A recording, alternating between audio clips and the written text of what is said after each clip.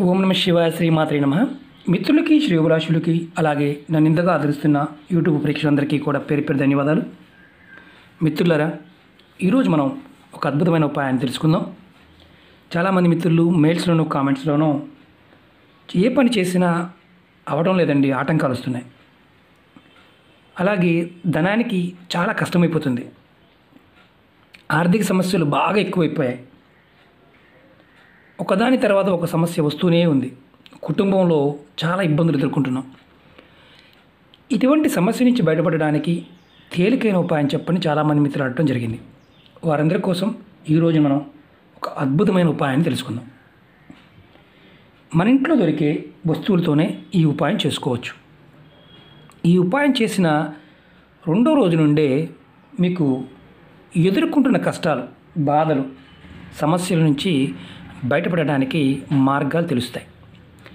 ఈ ఉపాయాన్ని ఎలా చేయాలి, ఏ విధంగా చేయాలి, ఏ పదార్థంతో చేయాలి మీకు వివరిస్తాను.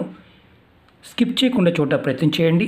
అలాగే మీకు ఈ వీడియో నచ్చినట్లయితే లైక్ చేయండి, నా ఛానల్ సబ్స్క్రైబ్ చేసుకోండి, గంట సింబల్ని యాక్టివేట్ చేసుకోండి, 10 మంది మిత్రులకి షేర్ చేయండి.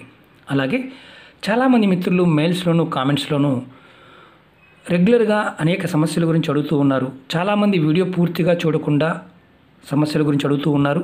మీరు వీడియో పూర్తిగా చూడండి.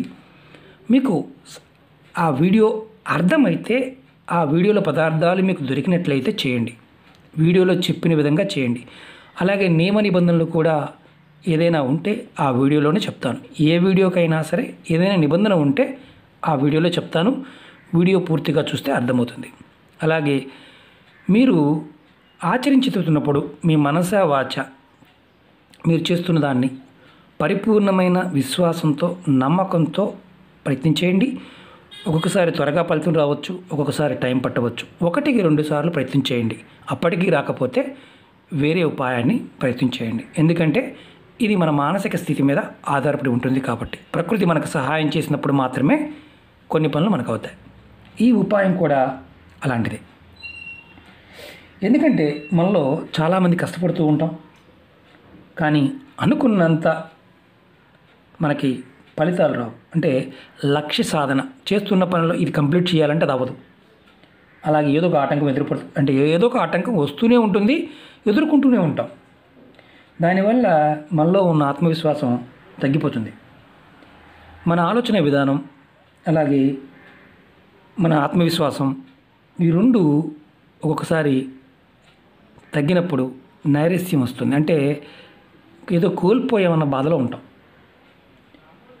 అలాంటి పరిస్థితి నుంచి బయటపడడానికి ఈ ఉపాయం చేయటం వల్ల కలిగే లాభం ఏంటంటే ఆర్థిక సమస్యలు, ధన సమస్యలు, అలాగే కుటుంబంలో ఉన్న గొడవలు, ఆటంకాలు లాంటివి తొలగిపోతాయి.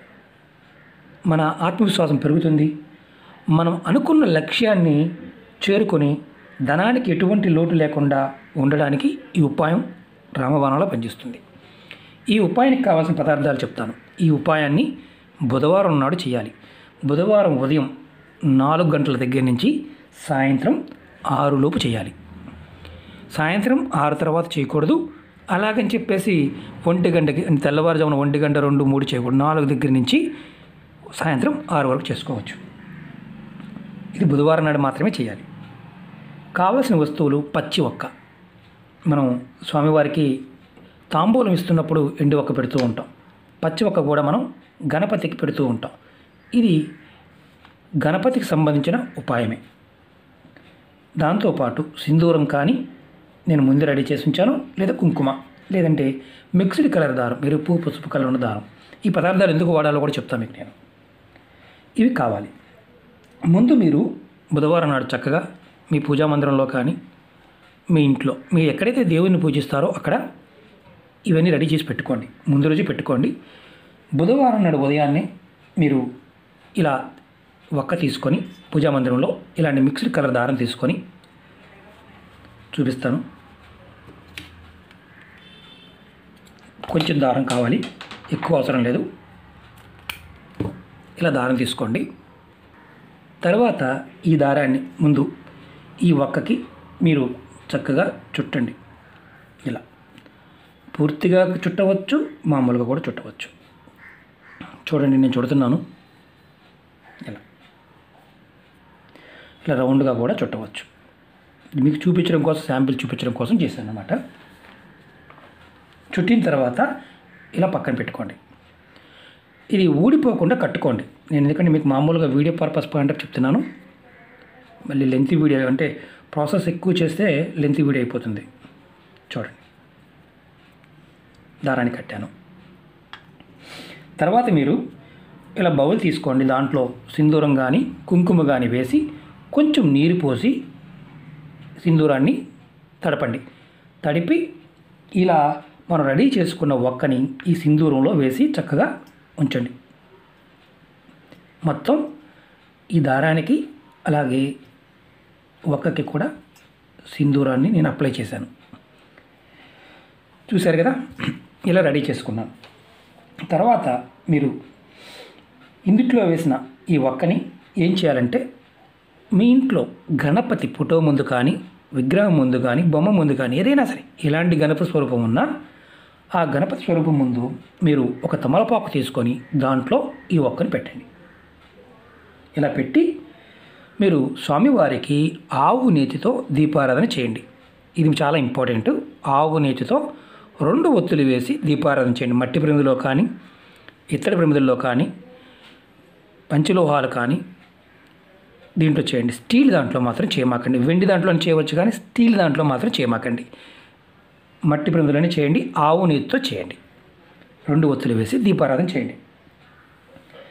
దీపారాధన చేసిన తర్వాత మీ మనసులో ఈ విధంగా అనుకోండి, స్వామి నేను చేసే పనుల్లో ఆటంకాలు రాకుండా విజయం చేకూరాలి, ధన సంపాదన పెరగాలి, నేను ఏదైతే రియల్ ఎస్టేట్ కానీ విద్య విషయంలో కానీ మీది మనసులో ఉన్న ఏ కోరికైనా సరే ఒక 10 కోరికలు ఉంటే 10 కోరికలు చెప్పుకోండి, తప్పే లేదు.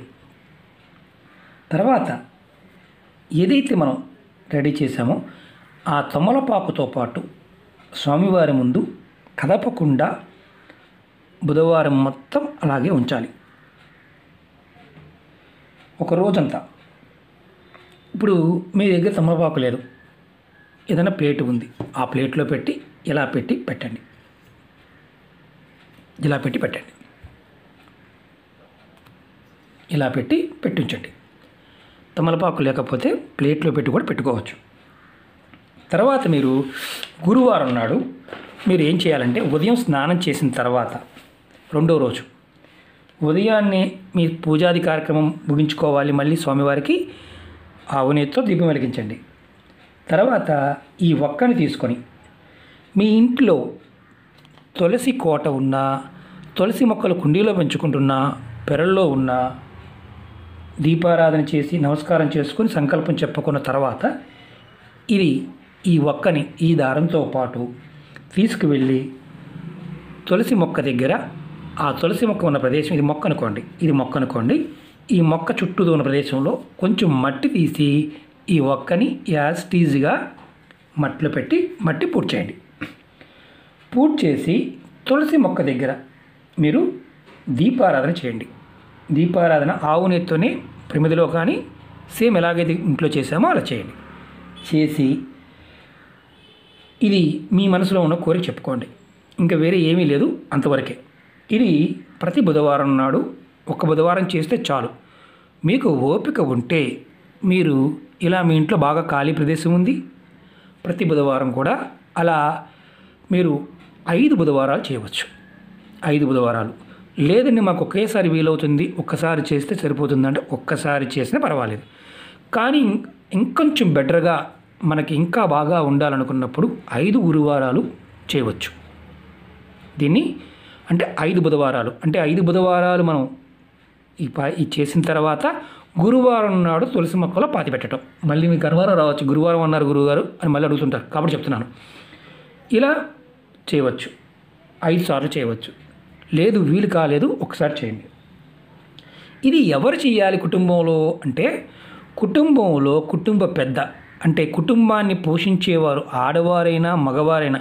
ఉద్యోగం చేస్తున్నామంటే ఇద్దరం ఉద్యోగం చేస్తున్నాం, ఇద్దరం ఎవరో ఒకరు చేయవచ్చు అంటే ఎవరైనా ఒకరు చేయవచ్చు. లేదు కుటుంబ పెద్ద తండ్రి మాత్రమే సంపాదిస్తున్నాడు, తల్లి మాత్రమే సంపాదిస్తుంది, లేదా కుటుంబంలో పిల్లలు ఉద్యోగం చేసి కుటుంబాన్ని పోషిస్తున్నారు, ఎవరైతే కుటుంబ పోషణ చేస్తున్నారో వారు దీన్ని చేయవచ్చు. అలాగే కుటుంబ పెద్దలు ఎవరైతే ఉన్నారో ఆ కుటుంబాన్ని పోషించేవారు చిన్నవారైనా పెద్దవారైనా సరే ఆ కుటుంబానికి ఆర్థికంగా పోషణ చేసేవారు ఈ ఉపాయాన్ని చేయాలి.